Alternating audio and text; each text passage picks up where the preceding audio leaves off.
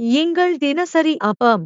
நான் மரண இருளின் பள்ளத்தாக்கிலே நடந்தாலும் பொல்லாப்புக்கு பயப்படேன். சங்கீதம் 23 அதிகாரம் 4 பிரியமானவர்களே, இருள் சூழ்ந்த பள்ளத்தாக்கில் நீங்கள் நடந்து செல்கிறீர்களா?